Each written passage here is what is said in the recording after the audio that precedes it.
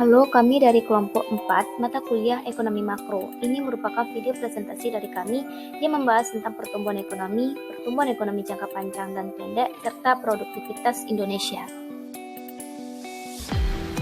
Apa yang maksud dengan pertumbuhan ekonomi? Pertumbuhan ekonomi adalah kenaikan nilai dan jumlah produksi barang atau jasa yang dihitung suatu negara dalam kurun waktu tertentu. Adapun faktor yang mempengaruhi pertumbuhan ekonomi, yang pertama ada sumber daya manusia. Manusia mempunyai peran penting dalam organisasi karena manusialah yang akan mengendalikan berbagai faktor seperti teknologi dan modal. Yang kedua ada sumber daya alam atau sesuatu yang berasal dari alam yang mencakup tanah, air, iklim, dan mineral.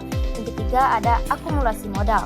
Akumulasi modal sebagai penambahan stok modal fisik buatan manusia seperti bangunan dan peralatan. Yang keempat ada tenaga manajerial dan organisasi produksi.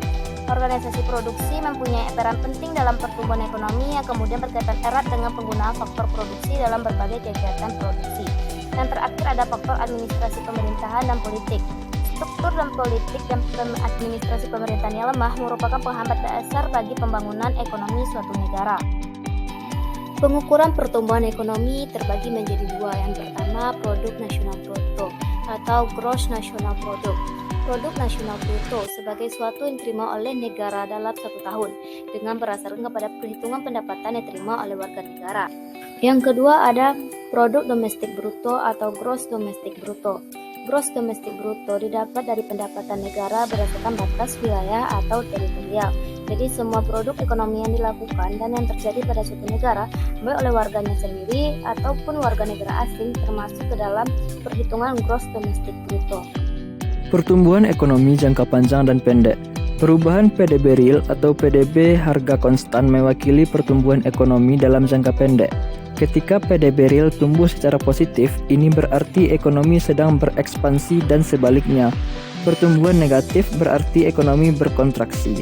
Penurunan pertumbuhan ekonomi dalam 2 kuartal berturut-turut menandakan sebuah resesi. Pertumbuhan ekonomi dalam jangka panjang. Pertumbuhan jangka panjang mempresentasikan peningkatan kapasitas produksi dalam perekonomian. Ketika kapasitas produksi meningkat, perekonomian dapat menghasilkan lebih banyak barang dan jasa. Model pertumbuhan ekonomi jangka pendek. Pertumbuhan ekonomi jangka pendek tergantung pada faktor-faktor yang mempengaruhi ekuilibrium makroekonomi jangka pendek atau PDB real. Persentase produktivitas tenaga kerja di Indonesia berada di angka 74,4%. Tingkat produktivitas ini berada di bawah rata-rata Perhimpunan Bangsa-Bangsa Asia Tenggara atau